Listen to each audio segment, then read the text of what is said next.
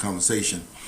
What I'm going to be covering, though, will be a conversation in line with looking at the banking interests of the United States. And I want to tell you why I'm going to be going through that conversation over the next few weeks. I'm going to be covering that because I have detected an agenda at work, and I think underneath a lot of layers of things that you see on the surface, underneath that is an agenda.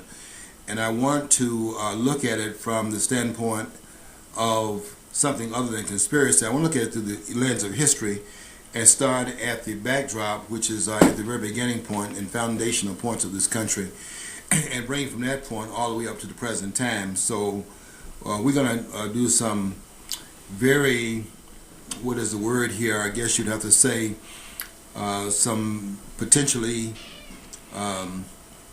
Herculean work to uncover some things that might not be, first of all, discerned by the general public, but we hope to be of some service in bringing that to you and let you see that there might be more to what we're looking at than meets the eye. And we're going to try to point out what those things are, starting, though, back in the time period in which this nation was being formed. And I want to go through a number of administrations as well as a number of books to get to where we need to be at the end of these segments. The books in the background just kind of paint the picture of the books that I pulled off of the shelves to do this discussion and have this conversation for the next few weeks. And I want to name those books, although we won't limit our conversation just to these books here, but these are the primary sources. And I'm going to be using two books by a writer that I'm reading for pretty much the first time. I had not come in contact with this author, Ron Chernow, R-O-O-N, Chernow, spelled C-H-E-R-N-O-W. And I'm just getting familiar with this writer, but I am really impressed with the writing that he's done on four biographies that I've read by him. I'll mention the two we'll be using for this series last, but the ones I read by him that also riveting in terms of the information that he provides. I have not read it anywhere else but in Chernow's book. One book on George Washington, whom I'll talk about a little bit more in the program. Another book he has is on J.D. Rockefeller, David Rockefeller, called The Titan, and that's also a very good book, about the same size as the two books we'll be using in this series, which are the books on Alexander Hamilton. I think this is Chernow's second, it might be his first biography that he wrote. Might be the second, though I think Washington was the first. And then Hamilton. And then, so I'll be using this book here on Alexander Hamilton. He has another book out. I'm not sure if we're going to use it or not. It may well come into the conversation on a peripheral basis, and that would be the book they wrote on J. Piermont Morgan called The House of Morgan. And that book is really a very good book to read if you want to understand the finances that starts out around the latter part of the 19th century up until Morgan's death I think Morgan's death occurred in April of 1913. I know it was in 1913, 8 months before there was the signing of the accord that created the Federal Reserve System, which was created in December of that year. So I'll be using maybe that book on a peripheral basis, while I'll bring in something about the House of Morgan as we get close to the end of this discussion. Besides Ron Chernow's book, and I think I named the four books that I read by Chernow, Washington, Hamilton, Morgan, and J.D. Rockefeller. Those are critical sources. So those two books that I brought to the studio on Chernow, by Chernow, The House of Morgan and Alexander Hamilton, I think those are critical pieces of literature. Another book, and I'll have something to say about the book by Griffin. G. Edward Griffin has a book out, and I don't know if this is the only book he's written or not. know it's the only book I've read by him, and I don't see any reference to any other book he's written. But having written this book here, which has been revised a number of times, I think that Griffin has to take a bow, because there are things in the book called The Creature of Jekyll Island that no one else has written about, to my knowledge, and Griffin does a tremendous job of bringing a lot of things to the forum, going around the topic of the creature from Jekyll Island, meaning the Federal Reserve System that would have been conjured up on Jekyll Island off the coast of Georgia in 1910, and then incubating for 3 years, and finally put into the mix in 1913. I think he does a wonderful job with as he says, a second look at the Federal Reserve. The other book that I'll be using will be the book by the person who's considered to be, and I don't know if this holds up now, now that I read Griffin's book, but on the back page, on the back cover of the book by Murray Rothbard, it says that Murray Rothbard, who lived between 1926 and 1995, was a dean of the Austrian School of Economics and America's foremost scholar of central banking.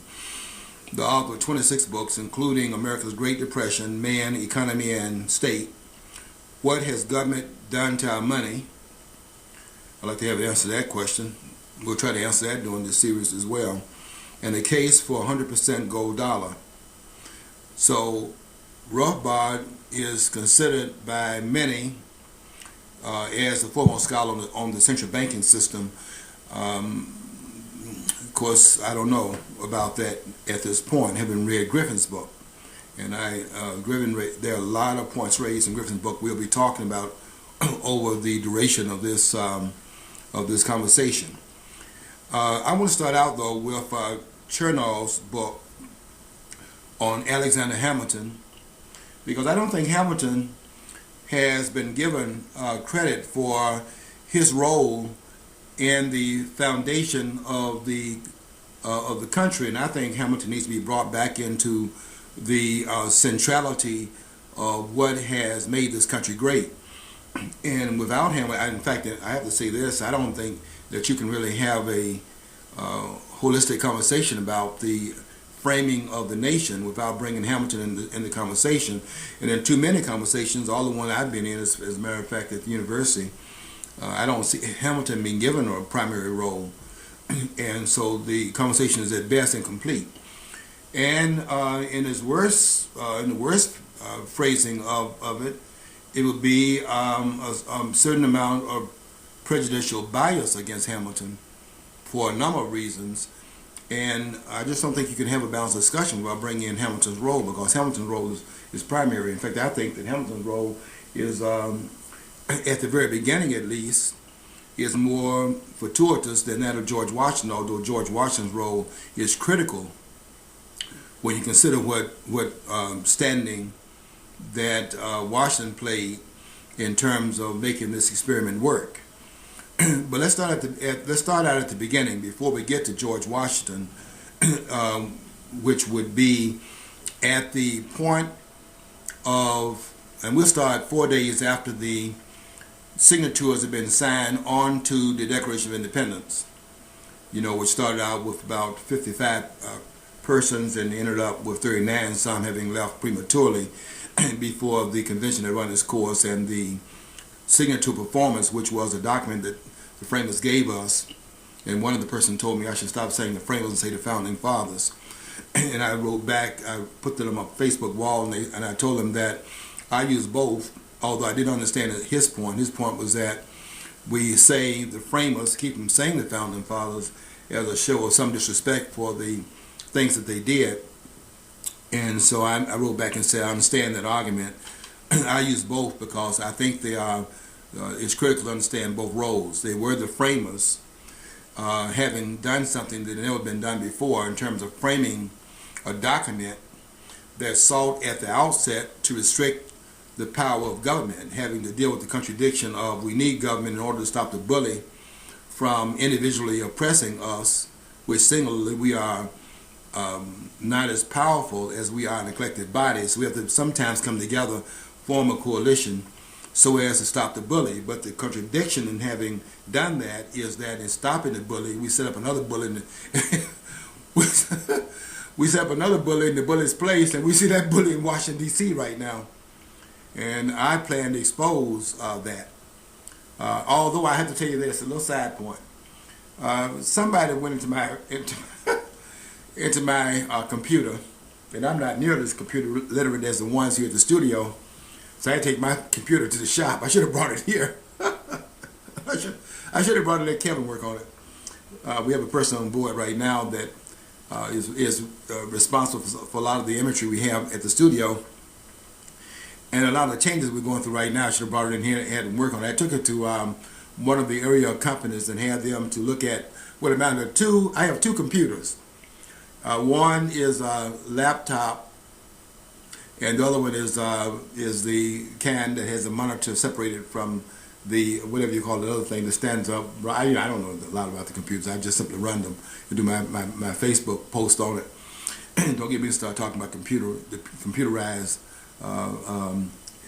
efforts, because I'll be like a fish out of water. But anyway, somebody attacked my two computers with super viruses. I took those two. I had to take them both in. One went down that was on the other computer. And they saw I was still posting my articles on Facebook, so they didn't attack that one. I took the computers in to the local company I took it to. I have went to what you call the Geek Squad, so you can probably figure out what company I took it to, and I will mention the name when they start advertising with us. But since they're not advertising with us, I'm not going to mention the name. But they did a good job. And they told me, they said, we have never seen this many viruses on computers. I mean, that computer was attacked. That computer was attacked from every angle. And I put on there yesterday when I finally got the computers out of the shop. I put on there to my nemesis that I just want you to know, those who attack my computers, that I'm back. If you think that I'm not back, wait until tomorrow. So before I came to the studio, I posted I was going to do my 5-part series starting on Facebook today on what we're talking about here, but we're doing a heads up here first because I'm not really ready to go forward with the 5-part series on Facebook. So we're going to start here first, and then we're going to interface both conversations in the two places down the road a piece. But I did another article. I had to do it because of the things that occurred. I had to do something else to catch up on some things I wanted to say during the time period when I was shut down, unable to do what I really do best, which is I write and post what I write. And that's the next piece I have. I don't have the next piece to come into the studio and do the things you see here on the network. That's, and I guess that's because we don't have all the skills that ought to be acquired. You have some skills. And I was asking, I have to tell you, I was asking before we started the program today, Kevin, I was asking Kevin where did he get these skills from, and he said it's not really him, that his skills come from God. So I told him that in that case that I got to pray a little harder, and I'm probably not sending some the right prayers, or maybe some smoke signals, but I'm not doing something wrong here. But to bring it back to what I want to do, I want to start off 4 days after Hamilton had signed his quote-unquote John Hancock to the Constitution, because 4 days later, the New York Daily paper, there were 5 papers in New York, and the New York Daily Advertiser newspaper began to put out the brief document. This document really is about 8 pages if you fold the pages over with the long paper, 8.5 by 11. If you fold that over, you can put all of the constitutional document within that context. You don't need 2,000 pages to explain what the framers had in mind. They put it in a very concise document, which consisted of 7 articles at the very beginning of the Constitution's format, with it being amended later on to the extent of 18 times with 27 amendments, meaning that the first 10 was one amendment process that was placed in the Constitution. And then after that was over, the first 10 put in as the Bill of Rights, then you had 17 additional amendments added, since there are 27 amendments altogether. But the document originally only had 7 articles, and they were very concise because they were very focused on what it was they were trying to do. Because when they went there with their charge, and don't forget the charge was to go to Philadelphia, where they were going to draw up this new document. What they had been sent there to do was to revise the Articles of Confederation. But after having arrived and deciding that that was not really appropriate given the frailties that were embedded in the document, the idea came over some period of time. Didn't go there with the idea of doing it, but went over some period of time. It came to them as free thinkers that the document was so flawed that the best way to approach the convention was to, in fact, throw the document out and adopt another document in its place. So 4 days after Hamilton had put his John Hancock, you remember John Hancock, we always say, assign you John Hancock, because John Hancock put his signature above all the other signatories of the Declaration of Independence. And Hamilton wrote his name in very large print. In very large, I think he wrote it in, well, I've seen the document, but I can't remember if it was written in cursive or was it just simply written in large letters. I do know that it was, that however he did it, it was the largest print that he could get on that page above all the other names. In fact, he signed it first, and his name is, you don't have to, and he did that, writing it in such large print, because he wanted to make sure that George III wouldn't have to go get his spectacles, to see his name. You want to make sure, it's like in your face kind of thing, you want to make sure that George III understood that he was in his face, and he was not hiding out. He was one of the quote-unquote revolutionaries that was objecting to the things that King George III was in fact doing, basically built around taxation. The money question was the driving force. And I have to say this on the QTN running, it wasn't just the fact that they were objecting to taxation without representation as it's been framed. That's what the money, I think I have to call them what Griffin calls them, the money scientists. I want you to watch as we go through this series, as we begin to talk about the collusion between the money scientists and the political scientists, because that marriage is constantly trying to be made. And the fight is going to be in trying not to have that marriage consummated between these two forces. And as we get into that conversation, you're going to see how that plays out. Maybe in the, let's see, that will probably be in the third session as we get to 1913. But we're going to go through a number of persons on our way to get there, starting with the first administration. We got to go through Abraham Lincoln, arriving at Woodrow Wilson, and certainly we're going to stay there for a little while, and then we're going to end up probably somewhere around Roosevelt, maybe up, and then come from there to the present time. But it's a very ambitious project, and there are so many different corridors to it that we have to take our time in trying to arrive at the finish line, because to get there we've got to go through a lot of circuitous routes to arrive where we need to be. So we're going to start out with 4 days after the convention had run its course, and Hampton signed his name to the document, signed his John Hancock to the document under the name of Alexander Hamilton. And in signing that, 4 days later, the paper, one of the 5 papers in New York, is printing the document. And this printing of the document in the place where, if you're going to have it ratified, because it's not ratified in the convention, you now have it submitted to the states.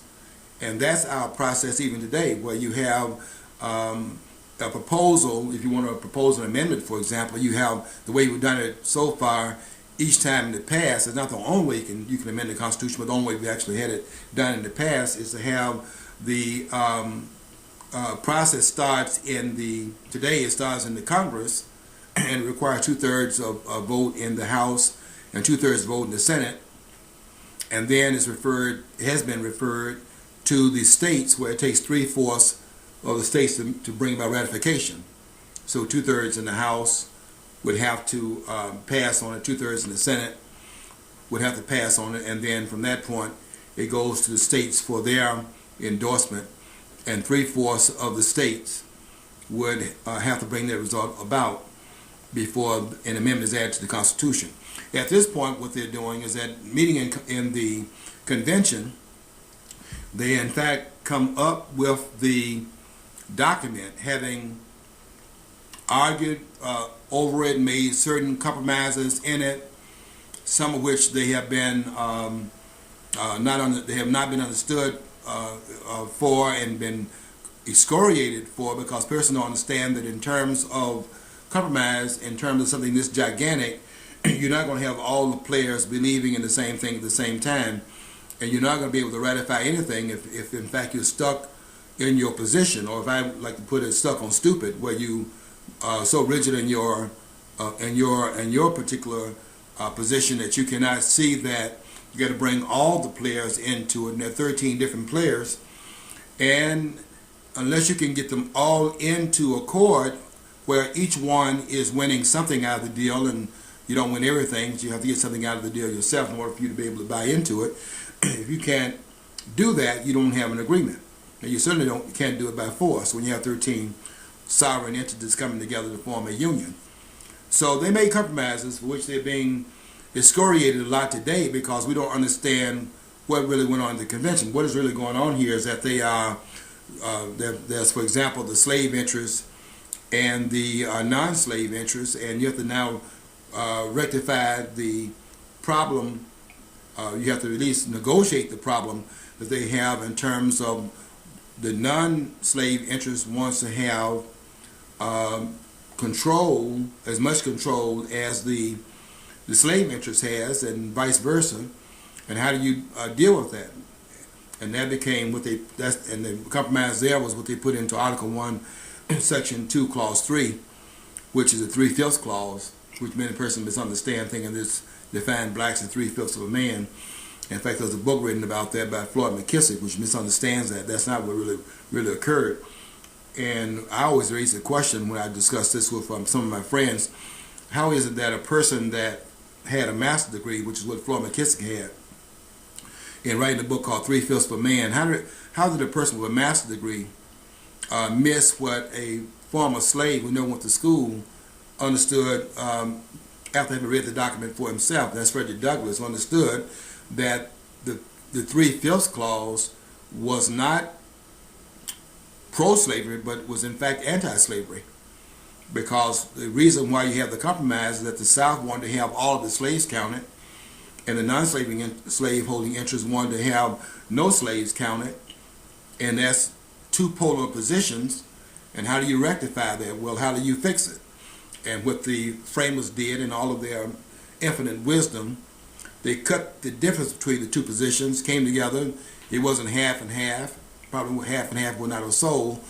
So they sold 3/5 of the proposition, with the South asking for 5/5. So they sold 3/5 of the proposition. And the proposition was, we'll count the slaves for representation purposes as 3/5 of the population of slaves counted in the population mix. So 2/5 of the slaves were not counted. And that gives the South something without giving them everything, which would have added to the number of persons that they have in the House, which gives the slave holding power more power in that part of the country. So Douglass was able to see what the discussion was about and what the compromise really had as the basis of it being brought into the Constitution, and saw it as part of the anti-slavery sentiment in the Constitution. And that's as right as right can be in terms of his understanding of it, because that's exactly what it actually did. Well, in terms of putting it in the newspaper, what you have here is that the paper is putting in what has occurred at the convention. Don't forget the convention was behind closed doors.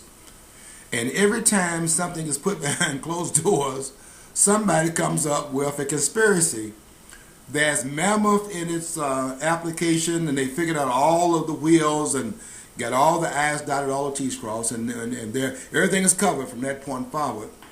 And I must tell you that I run into that all the time, and I can tell you without any shadow of a doubt that conspiracy has never been able to exist anywhere on the planet. You cannot plan from sitting in some room everything that will occur from that point forward, because history, and here's what I came up with that I did not understand when I first set out on this journey, and that is that history does not move in a circle.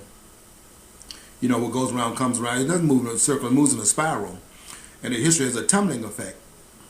That is, say, this causes this to tumble, and something else as a result of that tumbles as a result of this tumbling, and there's a tumbling effect, and you can't plan that at the very beginning of anything because the tumbling effect cannot be predicted. In other words, there are going to always be unintended consequences of anything that you plan.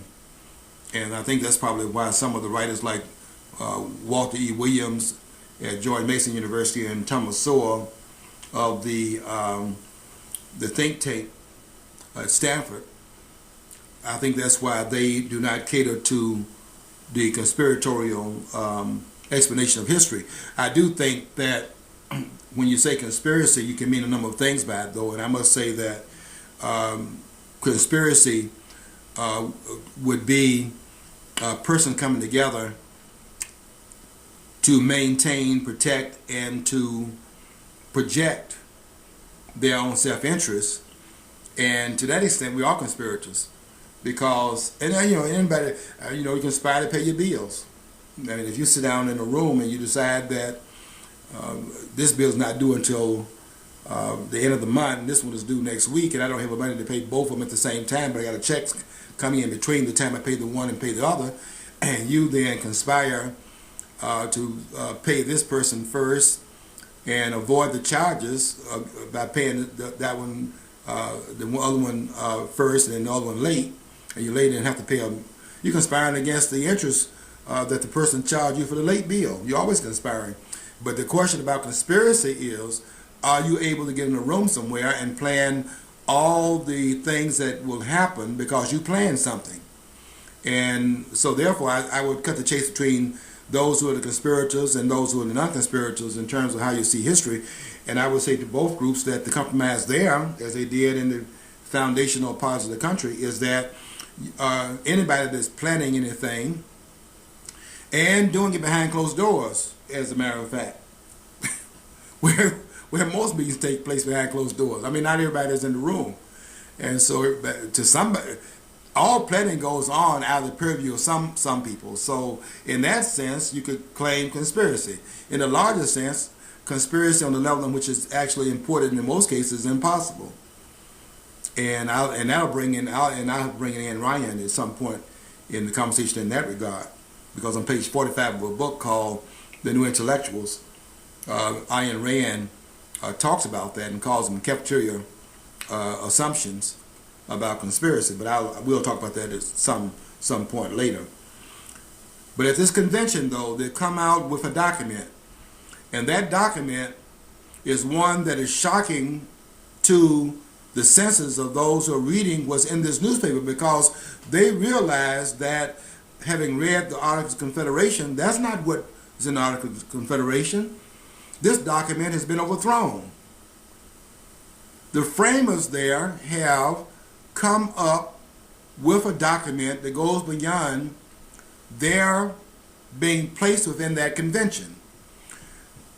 I can now see why Patrick Henry, the one who said in front of the House of Burgess, "I know not the course that others may take, but as for me, give me liberty or give me death." It is the same Patrick Henry that is now saying, having looked at this document through these articles that are coming out, that he had initially smelled a rat when they were meeting behind closed doors.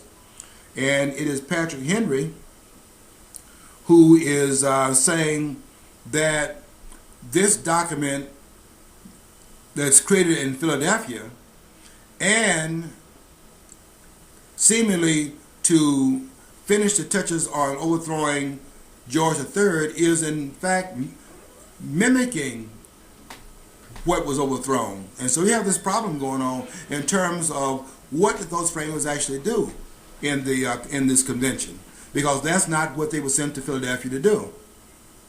Now we have a problem on our hands, because given what they are reporting in New York, and New York is a pivotal state, if you can't get New York aboard in terms of ratifying this Constitution, then it's not possible to have ratification, because New York, even at that time, was our largest state. At that time, it was our largest state, largest of the 13 colonies. So you couldn't get the ratification. And so New York is printing this document. People's eyes are glazing over, can't believe what is being reported. And now we got two factions in our hands. One faction is that of the group I think erroneously called the anti-federal, the group that's erroneously called the Federalists, which I would think they would be the anti-federalists, but they call them the Federalists because what they were favoring there was a stronger central government. It was favoring a stronger central government, and those persons that saw that it had that particular inclination built into the process saw it as too much central power, which is what they were fighting against in the Revolutionary War.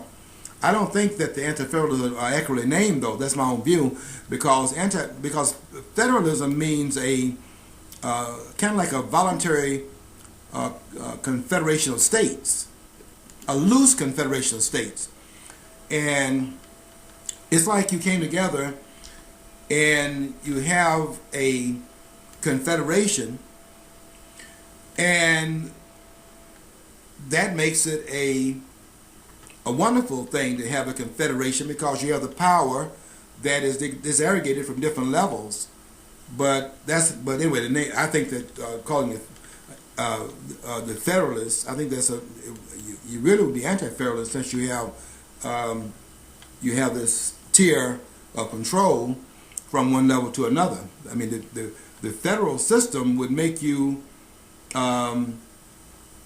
the federal system will make you an anti-federalist, if I may say that, because if you're against centralized power, what the Constitution does is that it decentralizes power. I can't help that it didn't play out that way, but that was the intention, to disaggregate power on different levels. I mean, the way they actually diffuse power on the federal level is really amazing when you consider how they not only diffuse power horizontally between the three branches of government in Articles 1, 2, and 3, but they also disaggregated power from the federal level to the state level, and had made sure that they itemized through the enumeration of powers in Article 1, Section 8, consisting of 18 clauses, 17 of which gave the itemization of the powers, where it listed what the federal government can in fact do.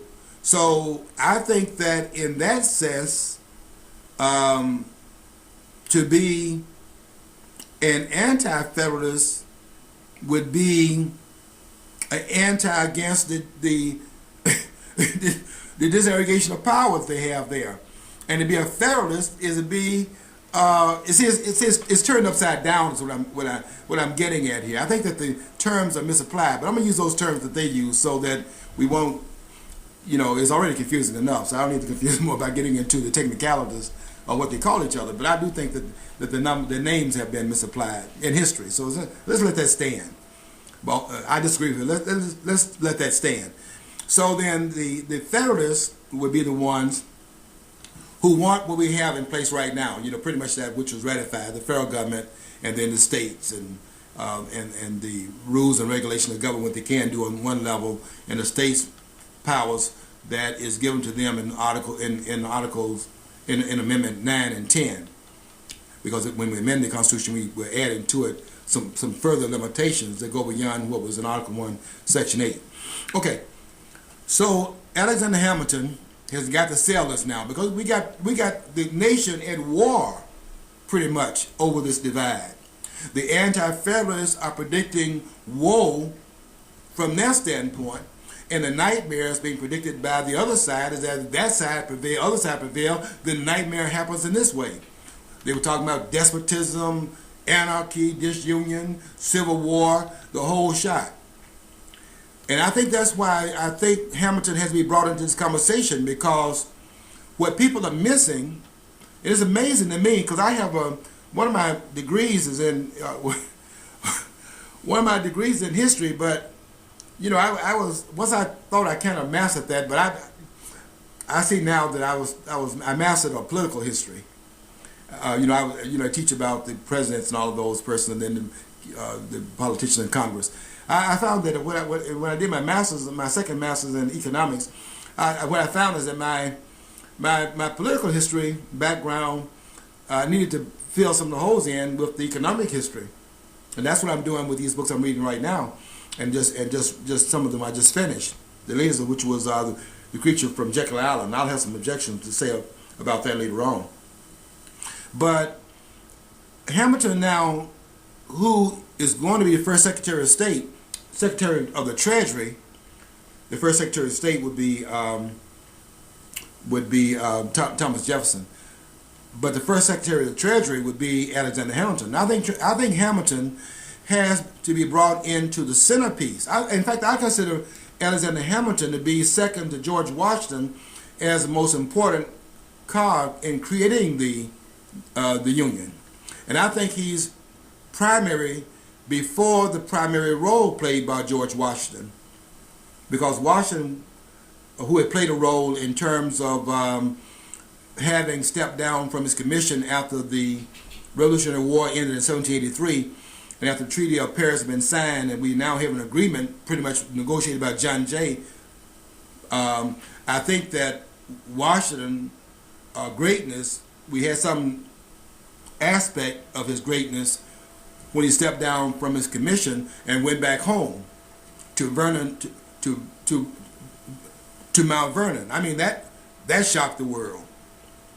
Had never seen that before, where you had a person that would in fact be victorious in the battlefield and then ride off in the sunset after having won a victory, rather than riding into the center of power to replace the persons that were in power before his victory was in fact born on the battlefield. We had never seen that before. History does not record that.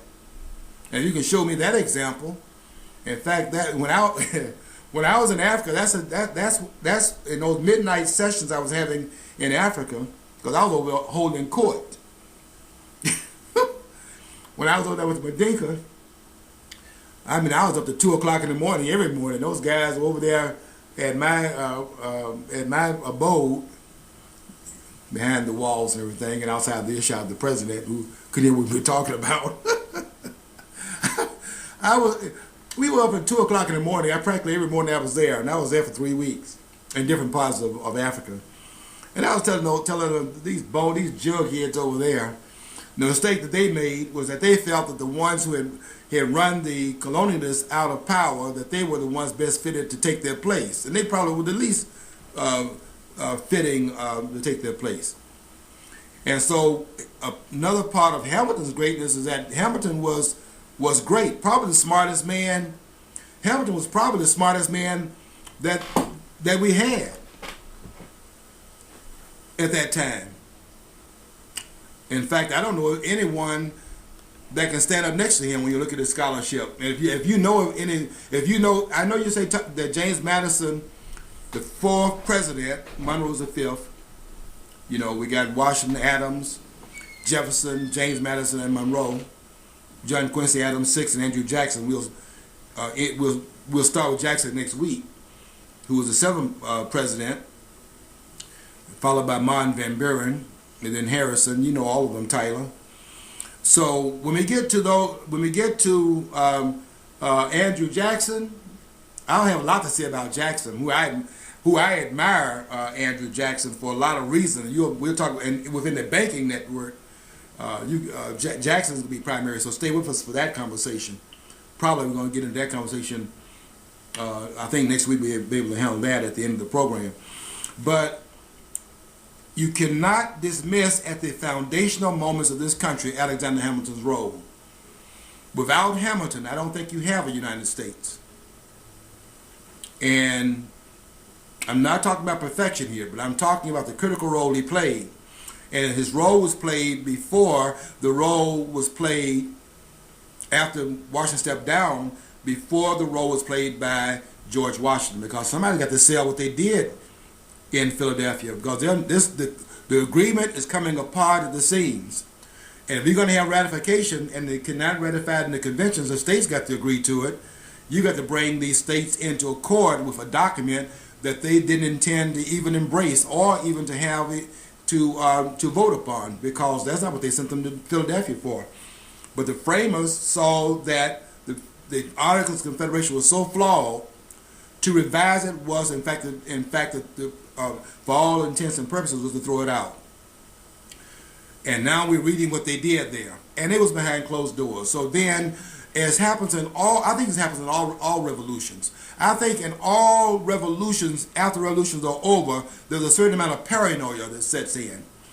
And the paranoia in this case here was they met behind closed doors, and look what they did. It looks like it's conspiracy because it was a secret what was going on. They weren't going to let anybody in on the matter until the matter was in fact finished. And they asked them the question, what are y'all doing behind those closed doors?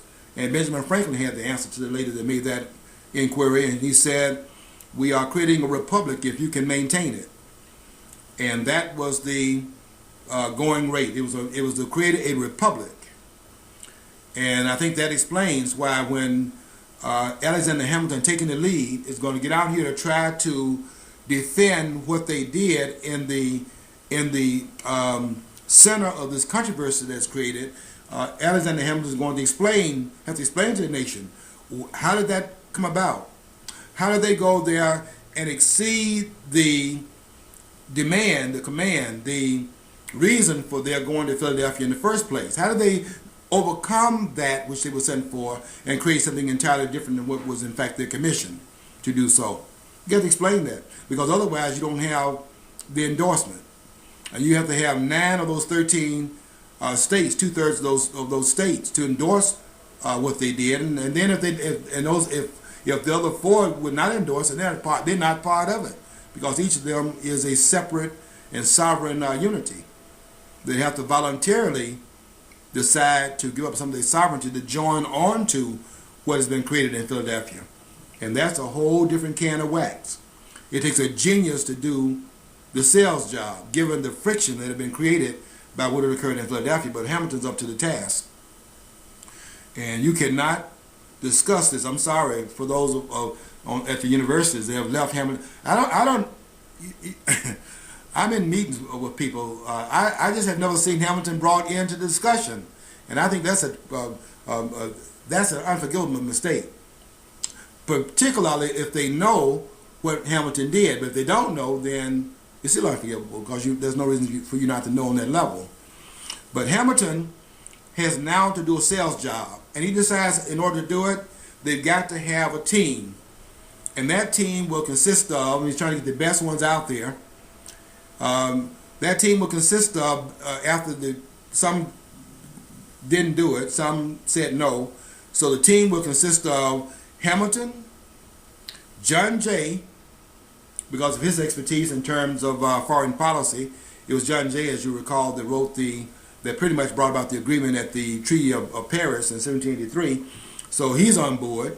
And then after back and forth, James Madison, who's called the father of the Constitution. Now, you know there are 85, published in newspapers, there are 85 essays. It is really interesting when you go back and read this carefully, and you see that every week the papers, they've agreed to put in the paper 4 different essays a week until they have gotten all of the essays that they want to deal with to justify creating the Constitution. That means 2 apiece. But Alexander Hamilton, who is brilliant in this discourse, writes 59 of those 85 essays. 59. John Jay, who had, if memory serves me correctly, and it does, John Jay had rheumatism, didn't have Ebola. Thank God for that. That's because Obama wasn't the president at that time. If we don't, okay. So anyway, everybody gonna have Ebola if this president has anything to say about it. But he had rheumatism, and the rheumatism kept John Jay from playing a more critical role. So John Jay writes 5 of the essays. 21 were written by James Madison. That makes 85 altogether. 59 by Alexander Hamilton, those, because Hamilton's role was critical in the process, plus he had assembled a team to do the writing. Without him, you don't have the essays to calm the waters down, because people believe that there was conspiracy here. And is this the repeat of the same thing, the status quo being put in place by those who are replacing the rulers who put themselves in there as the new rulers? And that's what I was saying in Africa when I was over there, that you have to make sure that when you replace the rulers, that you're not putting new rulers, you're putting old wine, you're putting you're putting new wine in old wine skins, or whatever you know what I'm saying. You're putting the same stuff in the wine skins from a different arena. It's the same stuff in the same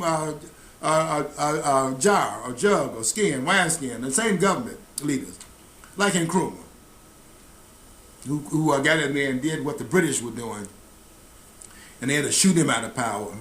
So when I was over there, I was saying that's a mistake that was made here. Sometimes the leaders are not. See, there are two things that happen when you're trying to overthrow. When you're involved in changing leadership, one thing that you're changing, well, you're changing for two different motivations. This is my view now. You may not, I always tell my students, this is my, of course, this is my point of view. This is my opinion. And my opinion is that there are two reasons why you want to rise up against power. One is to replace those in power whom you're upset with. That's an obvious reason. But and it's a legitimate reason if the persons are in fact being dictatorial in the manifestation of their power. And that's all utilitarian, and we can all use that, and that goes to the better glory of the state and things of that sort. But there's another reason, a little bit more selfish, and that's the human ingredient in it, and that is we seek to throw the bombs out so that we can become the bombs. In other words, one of the motivations is to seek to redeem the oppressing agent, to reform that which is not correctly in power, in place. The other one is to get in there and do what he was doing, but we now do it to benefit ourselves. And so they're raising this question, is that what this was really about? Is this really the status quo, or listen carefully here, or is this part of a new world order? Now, some of my friends, who I'm going to smack, I think, before I get through with them with this piece here, because I know that this is going to be a part of me having to go and I have to pay for the coffee. That really galls me, because we meet at this we meet at this one place, and then I have to pay for the coffee, so that makes me doubly mad. They have to sit down and listen to them tell me about this conspiracy and that conspiracy, and people are conspiring against everybody, and because they're conspiring, it has to play out the way they're conspiring to bring it about. And I just don't see anybody wearing the pants and putting their pants on the same way I put my pants on, able to do that, but I can't convince them of that, because they see conspiracy everywhere, some of my close friends.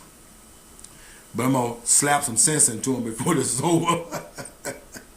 Okay, but the point I'm making is that this is a new, what they're doing here amounts to a new world order, because the world has never seen this before. And I think Hamilton is aware of that by the fact that he was writing under the name of Publius, Publius. And the right under the name Publius is because he's aware that Publius is a person that overthrew the last emperor of Rome in order to set up a republic. So Hamilton is aware of the role that's being played here, that they're creating something new, starting out not as Publius did, but starting out at the outset of the creation of this nation. You know, we the people of the United States, in order to form a more perfect union, establish justice, ensure domestic tranquility, provide for the common defense, promote the general welfare, and secure the liberties to ourselves and our posterity, do ordain and establish this Constitution of the United States of America. So they are conscious of the intent. And of course, I must tell you this as a side point. They had put down initially, we, not we the people, but we the states. And if that had stood, I think we would have had a different outcome in terms of Abraham Lincoln being able to stand up there and say the states could not leave the Union in 1860, December the 22nd, I think it was, when they first started leaving the Union, starting with South Carolina in 1860, and then joined by 6 others, and later on 4 others joined them, a total of 11 altogether, at the time of the so-called Civil War, which was not a civil war, but a war between a war on the states by the federal government, which is what this war really was about. We haven't had a civil war in this country yet.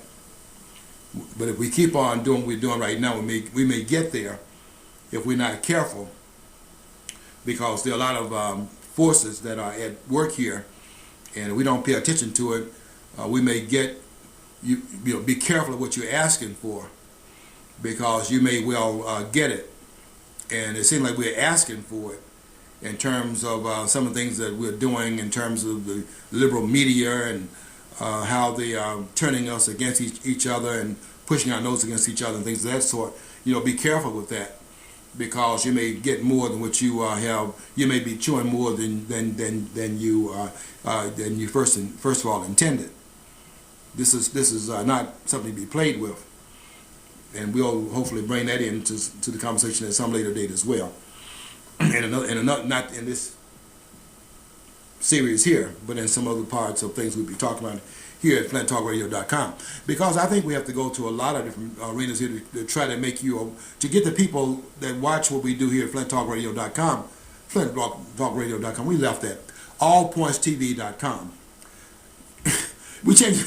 We're changing so much around here at the studio that I get confused of where we are with all things we're changing here. We're no longer flinttalkradio.com. We're allpointstv now.com.